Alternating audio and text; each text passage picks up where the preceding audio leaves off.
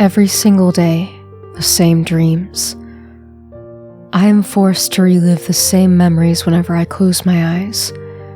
Over 40 years have passed since then, but my subconsciousness is still trapped in one of those nights. As sad as it sounds, life moved on and so did I.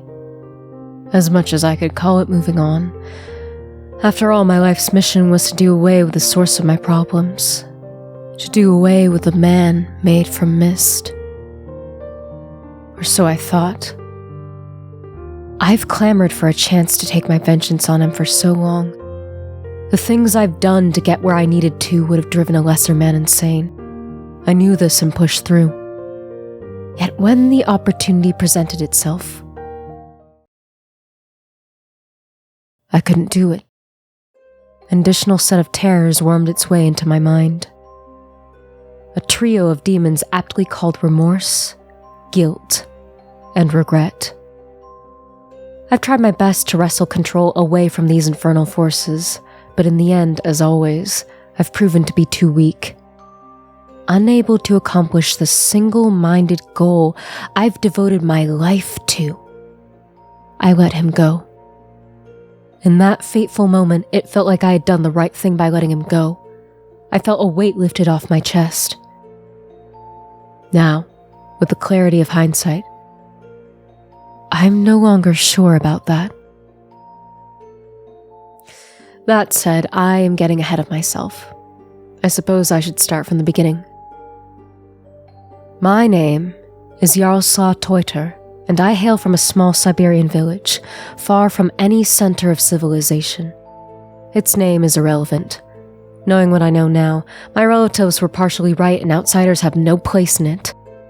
The important thing about my home village is that it's a settlement frozen in the early modern era. Growing up, we had no electricity and no other modern luxuries. It was, and still is, as far as I know, a small rural community of old believers. When I say old believers, I mean that my people never adopted Christianity. They, believe in the old gods. Perun and Velis, Svarog and Dazbog, along with Makosh and many other minor deities and nature spirits. What outsiders consider folklore or fiction, my people to this very day hold to be the truth, and nothing but the truth. My village had no doctors, and there was a common belief that there were no ill people either. The elders always told us how no one had ever died from disease before the Soviets made incursions into our lands. Whenever someone died, and it was said to be the result of an old age, the horned shepherd had taken him to his grazing fields, they used to say. They said the same thing about my grandparents, who passed away unexpectedly, one after the other in the span of about a year. Grandma succumbed to the grief of losing the love of her life. Whenever people died in accidents or were relatively young, the locals blamed unnatural forces. Yet, no matter the evidence, diseases didn't exist until around my childhood. At least, not according to the people. At some point, however, everything changed in the blink of an eye. Boris Beard Bogdanov, named so after his long and bushy graying beard, fell ill. He was constantly burning with fever, and over time his frame shrunk. The disease he contracted reduced him from a hulk of a man to a shell no larger than my dying grandfather in his last days. He was wasting away before our very eyes. The village folk attempted to chalk it up to malevolent spirits, poisoning his body and soul. Soon after him, his entire family got sick too. Before long, half of the village was on the brink of death. My father got ill too. I can vividly recall the moment death came knocking at our door. He was bound to suffer a slow and agonizing journey to the other side. It was a chilly spring night when I woke up, feeling the breeze enter and penetrate our home. That night, the darkness seemed to be bleaker than ever before. It was so dark that I couldn't even see the hand in front of my face. A chill ran down my spine. For the first time in years, I was afraid of the dark again. The void stared at me and I couldn't help but dread its awful gaze. At 11 years old, I nearly pissed myself again just by looking around my bedroom and being unable to see anything. I was blind with fear. At that moment, I was blind. The nothingness swallowed my eyes all around me, and I wish it had stayed that way. I wish I never looked toward my parents' bed. The second I laid my eyes on my sleeping parents, reality took any semblance of innocence away from me. The unbearable weight of realization collapsed onto my infantile little body, dropping me to my knees with a startle. The animal instinct inside ordered my mouth to open, but no sound came. With my eyes transfixed on the sinister scene, I remained eerily quiet, gasping for air and holding back frightful tears.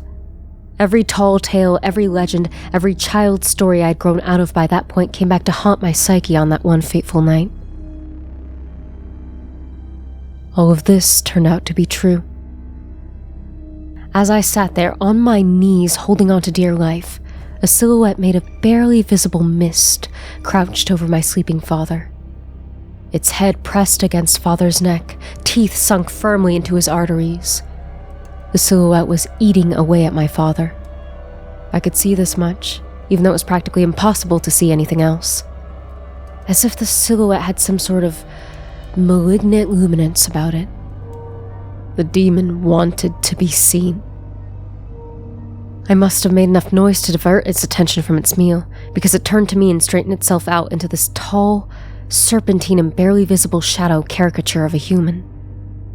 Its limbs were so long enough to drag across the floor. Its features were barely distinguishable from the mist surrounding it. The thing was nearly invisible, only enough to inflict the terror it wanted to afflict its victims with. The piercing stare of its blood-red eyes kept me paralyzed in place as a wide smile formed across its face. Crimson-stained, razor-sharp teeth peeked from behind its ashen-gray lips, and a long tongue hung loosely between its jaws. The image of that thing has burnt itself into my mind from the moment we met. The devil placed a bony, clawed finger on its lips, signaling for me to keep my silence. Stricken with mortifying fear, I could not object nor resist. With tears streaming down my cheeks, I did all I could. I nodded. The thing vanished into the darkness, crawling away into the night. Exhausted and aching across my entire body, I barely pulled myself upright once it left. Still deep within the embrace of petrifying fear. It took all I had left to crawl back to bed, but I couldn't sleep. The image of the bloodied silhouette made from mist and my father's vitality clawed my eyes open every time I dared close them. The next morning, father was already sick, burning with fever. I knew what had caused it, but I wouldn't dare speak up. I knew that if I had sounded the alarm on the man made from mist, the locals would have accused me of being the monster myself. The idea around my village was, if you were old enough to work the household farm, you were an adult man. If you were an adult, you were old enough to protect your family. Me being unable to fight off the evil creature harming my parent meant I was cooperating with it, or was the source of said evil. Shame and regret at my inability to stand up for my father ate away at every waking moment while the ever-returning presence of the man made from mist robbed me of sleep every night. He came night after night to feast on my father's waning life. He tried to shake me into full awareness every single time he returned, tormenting me with my weakness. Every day I told myself this one would be different, but every time it ended the same. I was on my knees, unable to do anything but gawk in horror at the pest taking away my father and chipping away at my insanity. Within a couple of months, my father was gone. When we buried him, I experienced a semblance of solace. Hopefully the man made from mist would never come back again, wishing him to be satisfied with what he had taken away from me. I was too quick to jump to my conclusion. This world is cruel by nature, and as per the laws of the wild, a predator has no mercy on its prey while it starves. My tormentor would return to take away from me so long as it felt the need to satiate its hunger. Before long, I woke up once more in the middle of the night. It was cold for the summer. Too cold. Dreadful thoughts flooded my mind. Fearing for the worst, I jerked my head back to look at my mother. Thankfully, she was alone, sound asleep, but I couldn't ease my mind away from the possibility that he had returned. I hadn't slept that night. In fact, I haven't slept right since. Never.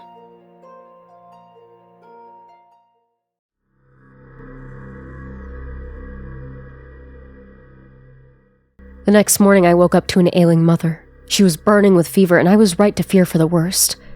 He was there the previous night, and he was going to take my mother away from me. I stayed up every night since to watch over my mother, mustering every ounce of courage I could to confront the nocturnal beast haunting my life. It never returned. Instead, it left me to watch as my mother withered away to disease like a mad dog.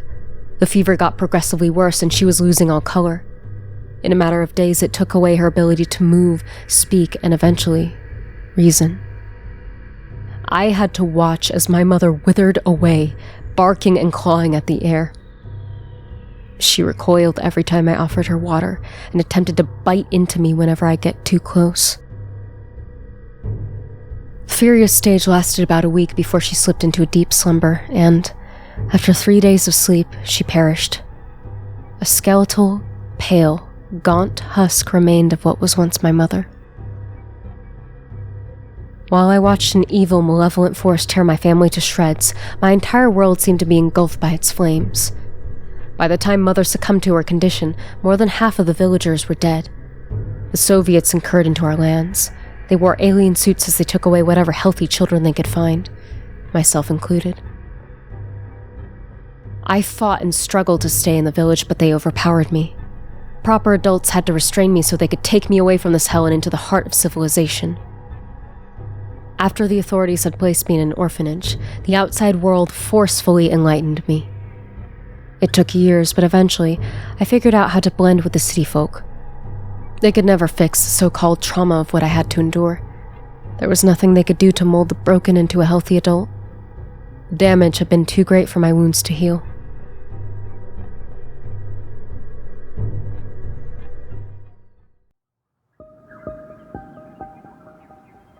I adjusted to my new life and was driven by a lifelong goal to avenge whatever had taken my life away from me. I ended up dedicating my life to figuring out how to eradicate the disease that had taken everything from me, after overhearing how an ancient strain of Siberian anthrax reanimated and wiped out about half of my home village. They excused the bite marks on people's necks as infected sores. It took me a long time, but I've got myself where I needed to be. The Soviets were right to call it a disease, but it wasn't anthrax that had decimated my home village and taken my parents' lives. It was something far worse, an untreatable condition that turns humans into hematophagic corpses somewhere between the living and the dead. Fortunately, the only means of treatment seemed to be the termination of the remaining processes vital to sustaining life in the afflicted. It's an understanding I came to have after long years of research under, oftentimes illegal, circumstances. The initial idea came about after a particularly nasty dream about my mother's last days. In my dream, she rose from her bed and fell on all fours. Frothing from the mouth, she coughed and barked simultaneously. Moving awkwardly on all fours, she crawled across the floor toward me. With her hands clawing at my bedsheets, she pulled herself upwards and screeched in my face, letting out a terrible sound between a shrill cry and a cough. Eyes wide with delirious agitation, her face lunged at me, attempting to bite whatever she could. I cowered away under my sheets, trying to weather the rabid storm. Eventually, she clasped her jaws around my arm, and the pain of my dream jolted me awake. Covered in cold sweat and nearly hyperventilating, that's where I had my eureka moment. I was a medical student at the time. This seemed like something that fit neatly into my field of expertise, virology. Straining at my mind for more than a couple of moments conjured an image of rabies-like condition that afflicted those who the man made from mist attacked. Those who didn't survive, anyway. 9 out of 10 of the afflicted had perished. The remaining ones seemed to slip into a death-like coma before awakening changed. This condition changes the person into something that can hardly be considered living, technically. In a way, those who survive the initial infection are practically, as I've said before, the walking dead. Now, I don't want this to sound occult or supernatural. No, all of this is biologically viable. albeit incredibly unusual for the Tetrapoda superclass. If anything, the condition turns the afflicted into a human-shaped leech of sorts. While I might have presented the afflicted to survive the initial stage of the infected as an infallible superhuman predator, they are, in fact, maladapted to cohabitate with their prey in this day and age. That is us. Ignoring the obvious need to consume blood and to a lesser extent certain amounts of living flesh, this virus inadvertently mimics certain symptoms of a tuberculosis infection, at least outwardly. That is exactly how I've been able to find test subjects for my study. Hearing about death row inmates who matched the profile of advanced tuberculosis patients but had somehow committed heinous crimes including cannibalism. Through some connections I made with the local authorities, I got my hands on the corpse of one such death row inmate. He was eerily similar to the man made from mist, only his facial features seemed different. The uncanny resemblance to my tormentor weighed heavily on my mind. Perhaps too heavily. I noticed a minor muscle spasm as I chalked up a figment of my anxious imagination. This was my first mistake. The second being when I turned my back to the cadaver to pick up a tool to begin my autopsy. This one nearly cost me my life. Before I could even notice, the dead man sprang back to life. His long, lanky, pale arms wrapped tightly around my neck. His skin was cold to the touch, but his was strength incredible. No man with such a frame should have been able to yield such strength. No man appearing this sick should have been able to possess. Thankfully, I must have stood in an awkward position for him to apply his blood choke properly. Otherwise, I would have been dead. Or perhaps undead by now. As I scrambled with my hands to pick up something from the table to defend myself with, I could hear his hoarse voice in my ear. I am sorry. I'm starving. The sudden realization I was dealing with a thing human enough to apologize to me took me by complete surprise. With the renewed flow of adrenaline through my system, my once worst enemy, fear, became my best friend. The reduced supply of oxygen to my brain eased my paralyzing dread just enough for me to pick up a scalpel from the table and forcefully jam it into the predator's head. His grip loosened instantly, and with a sickening thump, he fell on the floor behind me, knocking over the table. The increased blood flow brought with it a maddening sense of existential dread. My head spun and my heart raced through the roof. Terrible, illogical, intangible thoughts swarmed my mind. There was fear interlaced with anger, a burning wrath. The animalistic side of me took over, and I began kicking at the dead man's body again and again. I wouldn't stop until I couldn't recognize his face as human. Blood, torn out hair, and teeth flew across the floor before I finally came to. Collapsing to the floor right beside the corpse, I sat there for a long while, shaking with fear. Clueless about the source of my fear. After all, it was truly dead this time. I was sure of it. My shoes cracked its skull open and destroyed the brain. There was no way it could survive without a functioning brain. This was the reasoning thing. It needed its brain. Yet there I was, afraid. Not shaken. Afraid. This was another event that etched itself into my memories, giving birth to yet another recurring nightmare. Time and time again, I would see myself mutilating the corpse, each time to a worsening degree. No matter how often I tried to convince myself, I did what I did in self-defense. My heart wouldn't care. I was a monster to my psyche. I deeply regret to admit this, but this was only the first one I had killed, and it too perhaps escaped this world in the quickest way possible. Regardless, I ended up performing that autopsy on the body of the man whose second life I truly ended. As per my findings, and I must admit, my understanding of anatomical matters is by all means limited, I could see why the execution failed. The heart was black and shriveled up in an atrophied muscle. Shooting one of those things in the chest isn't likely to truly kill them. Not only had the heart become a vestigial organ, but the lungs of the specimen I had autopsied revealed a regenerative scar tissue.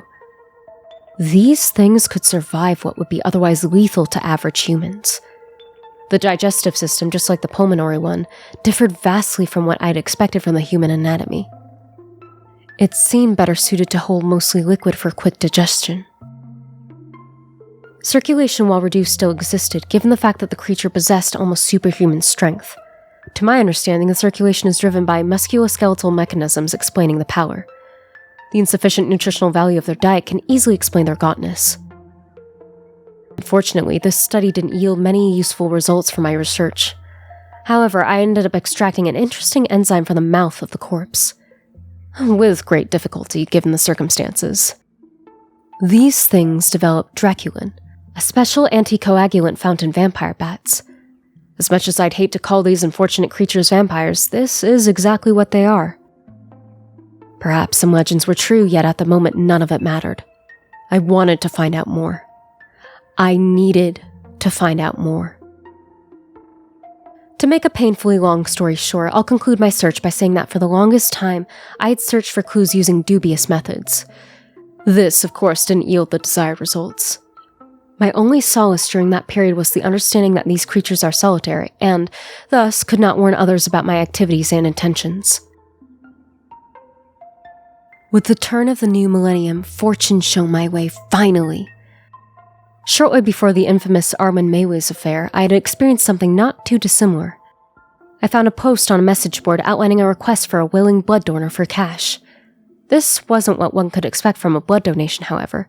The poster specified he was interested in drinking the donor's blood, and, if possible, straight from the source.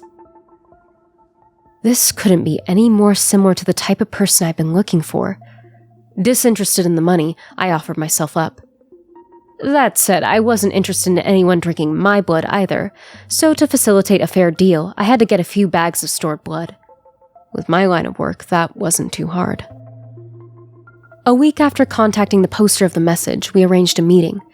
He wanted to see me at his house.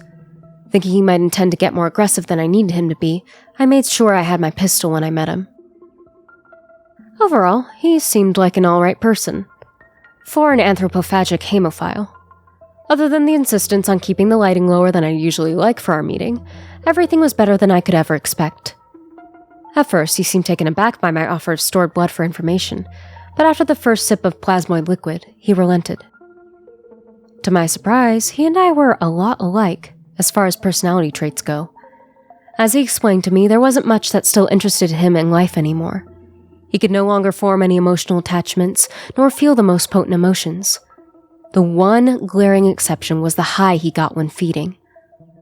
I too cannot feel much beyond bitter disappointment and the ever-present anxious dread that seems to shadow every moment of my being. I have burned every personal bridge I ever had in favor of this ridiculous quest for revenge I wasn't sure I could ever complete. This pleasant and brief encounter confirmed my suspicions. The infected are solitary creatures and prefer to stay away from all other intelligent life forms when not feeding. I've also learned that to stay functional on the abysmal diet of blood and the occasional lump of flesh, the infected enter a state of hibernation that can last for years at a time. He confirmed my suspicion that the infected dislike bright lights and prefer to hunt and overall go about their rather monotone lives at night. The most important piece of information I received from this fine man was the fact that the infected rarely venture far from where they first succumbed to the plague, so long, of course, as they could find enough prey. Otherwise, like all other animals, they migrate and stick to their new location. Interestingly enough, I could almost see the sorrow in his crimson eyes, a deep regret and a desire to escape an unseen pain that kept gnawing at him. I asked him about it, wondering if he was happy where his life had taken him. He answered negatively. I wish he had asked me the same question, so I could just tell someone how miserable I had made my life. He never did, but I'm sure he saw his reflection in me. He was certainly bright enough to tell me as much. In a rare moment of empathy, I offered to end his life. He smiled a genuine smile and confessed that he had tried many times over without ever succeeding. He explained that his displeasure wasn't the result of depression, but rather that he was tired of his endless boredom. Back then, I couldn't even tell the difference. Smiling back at him, I told him the secret to his survival was his brain staying intact. He quipped about it, making all the sense in the world, and told me he had no firearms. I pulled out my pistol, aiming at his head, and joked about how he wouldn't need one. He laughed, and when he did, the laughter stopped, and the room fell dead silent, too silent, and with it he fell as well. Dead for good this time.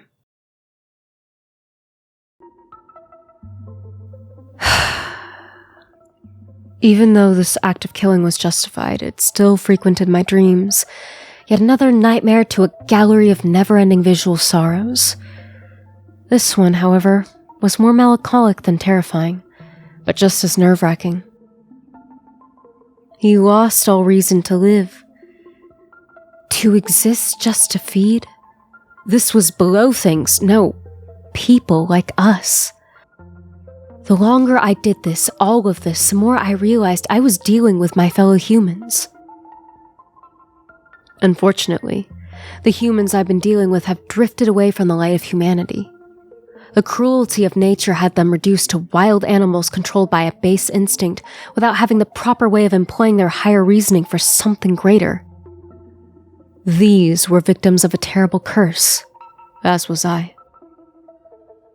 My obsession with vengeance only grew worse. I had to bring the nightmare I had reduced my entire life to an end. Armed with the new knowledge of how to find my tormentor, I finally headed back to my home village.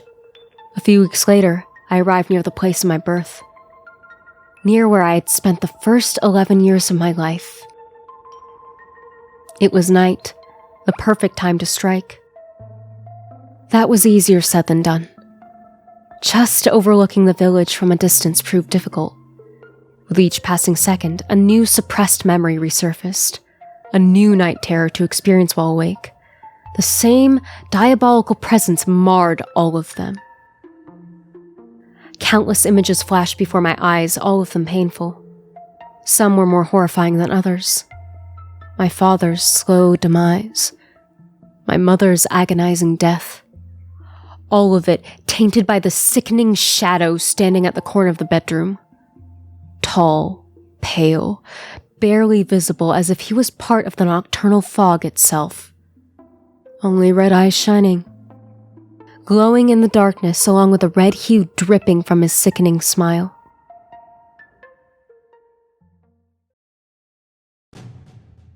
Bitter, angry, hurting, and afraid, I lost myself in my thoughts. My body knew where to find him. However, we were bound by a red thread of fate. Somehow from that first day, when he made me his plaything, he ended up tying our destinies together. I could probably smell the stench of iron surrounding him. I was fuming, ready to incinerate his body into ash and scatter it into the nearest river. Worst of all was the knowledge I shouldn't look for anyone in the village, lest I infect them with some disease they've never encountered before. It could potentially kill them all. I wouldn't be any better than him if I'd let such a thing happen.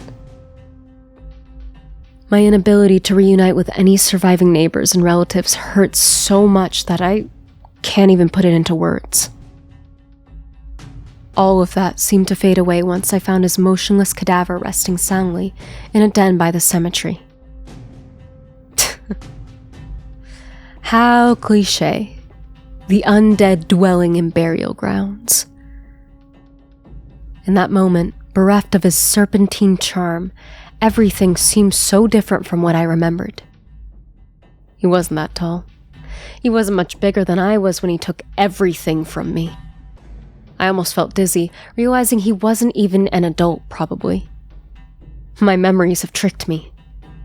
Everything so bizarre and unreal at the moment. I was once again a lost child. Once again confronted by a monster that existed only in my imagination. I trained my pistol on his death-like form. Yet, in that moment, when our roles were reversed, when he suddenly became a helpless child, I was a man made from mist. When I had all the power in the world and he lay at my feet, unable to do anything to protect himself from my cruelty. I couldn't do it. I couldn't shoot him. I couldn't do it because I knew it wouldn't help me. It wouldn't bring my family back. Killing him wouldn't fix me or restore the humanity I gave up on. It wouldn't even make me feel any better. There was no point at all. I wouldn't feel any better if I put that bullet in him. Watching that pathetic carcass, I realized how little all of that mattered. My nightmares wouldn't end, and the anxiety and hatred would not go away. There was nothing that could ever heal my wounds. I will suffer from them, so long as I am human. As much as I hate to admit it, I pitied him in that moment.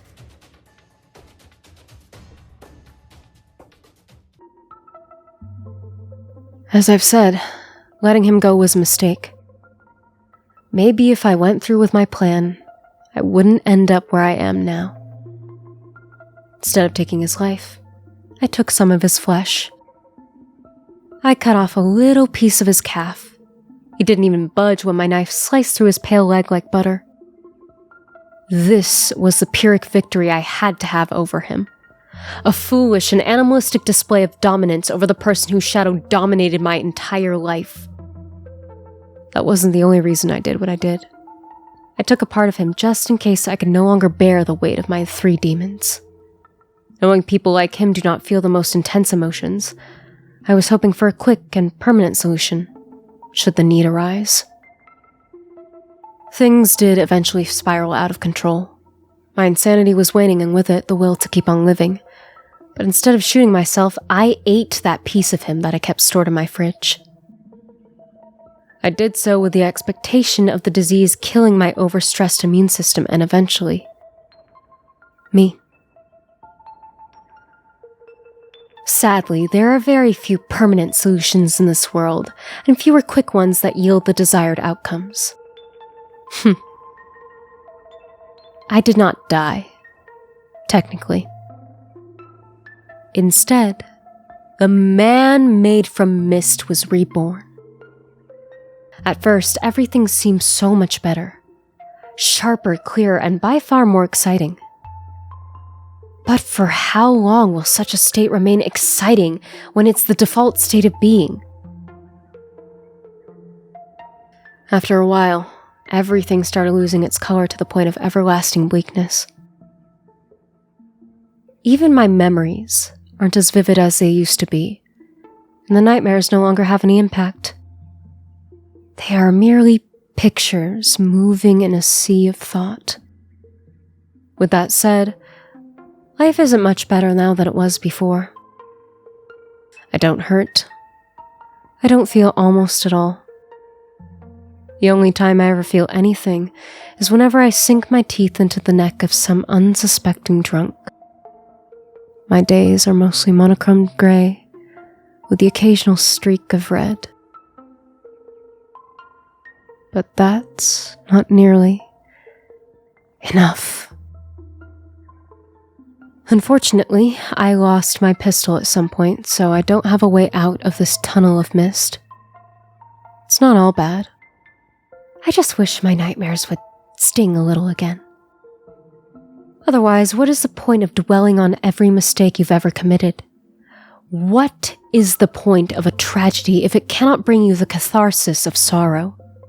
What is the point in reliving every blood-soaked nightmare that has ever plagued your mind if they never bring any feelings of pain or joy? Is there ever a point behind a recollection that carries no weight? There is none. Everything I've ever wanted is within reach. And yet, whenever I extend my hand to grasp at something, anything, it all seems to drift away from me.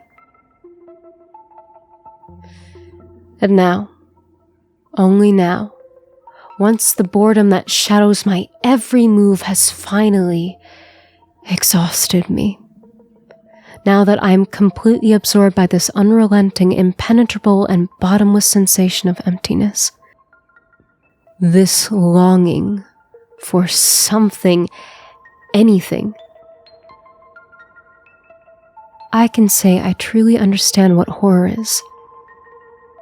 I can say, without a shadow of a doubt, that the man made from mist isn't me, nor any other person or even a creature. No. The man made from mist is the embodiment of pure horror, of fear. One so bizarre and malignant, it exists only to torment those afflicted with sentience.